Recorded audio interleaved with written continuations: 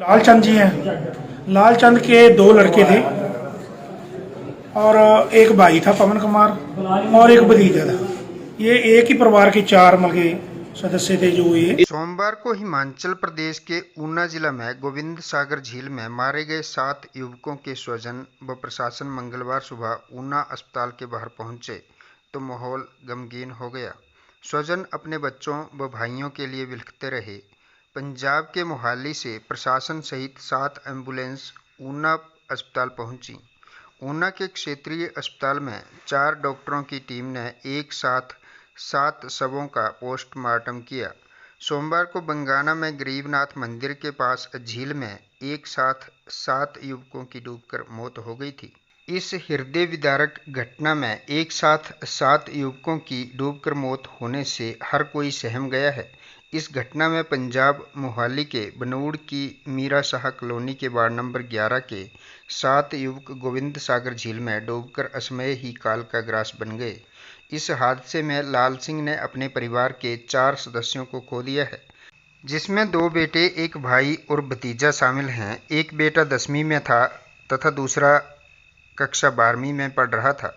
सबसे पहले नदी में नहाने उतरने वाला लाल सिंह का 13 वर्षीय लव कुमार ही था।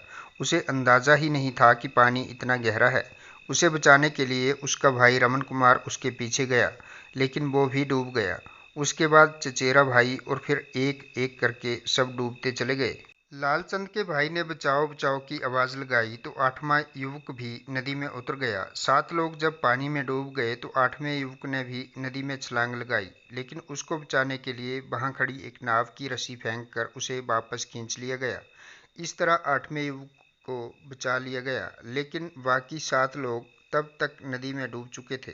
इस हादसे ने लालचंद को पूरी तरह से तोड़कर रख दिया है। शरीर से दिव्यांग लालचंद पहले ही बिस्तर पर है, ज़्यादा चल फिर नहीं सकता, लेकिन इस हादसे ने उसकी कमर पूरी तरह तोड़ दी है। अब न जाने समय का कौन सा मलहम उसे इस दुख से बाहर निकालेगा। ऐसा है, मेरी वार्ड के 11 लड़के थे। वो सुबह 5-6 बजे घर से आए मोटरसाइकिलों पे। हर साल की तरह यात्रा पे जाते हैं वो जी। बाबा बालकनाथ माथा टेकने के लिए जा रहे थे जी। तो रास्ते में मतलब के कोई मंदिर था, वहाँ बैठ गए। तो 7 लड़के जो है, एक लड़का जो है उसका पैर स्लिप किया।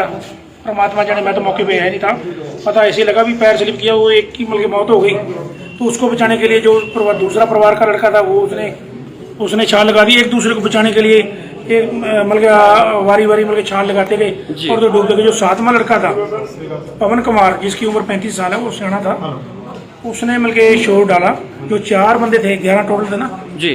तो जो 7वां डूब रहा था, जो 4 लड़के थे जिनमें सोनू नाम का लड़का था, वो वहाँ मतलब एक बेड़ा है, वो किश्ती, उसके पास गए थे। भी हमको ये सागर झील है ना, जो ये किश्ती से पार मतलब होकर फिर बाबा जी के वहाँ जाना पड़ता है मंदिर पे जी। तो ये पार करने के लिए बात करने गए थे किश्ती के साथ जी, किश्ती वाले के साथ। तो जब वो 7वां लड़का डूबा, उसने शोर मचा दिया भी हम डूब गए, हमको बचाओ। डूबते डूबते मतलब आवाज़ लगाई उसने जोर से। ये चारों लड़के भागे वहाँ से बेड़ी वाले से। जो सोनू नाम का लड़का, उसने रस्सा खोल लिया जी, बेड़ी के साथ बजा था जो बना था ना, वो रस्सा मतलब खोल लिया। तो 3 लड़के थे, जो उसमें से कृष्ण कुमार है, उसका भाई और प्रवाह डूब रहा था। उसने 8वें लड़के ने भी छलांग लगा दी बीच में उनको बचाने के लिए जी।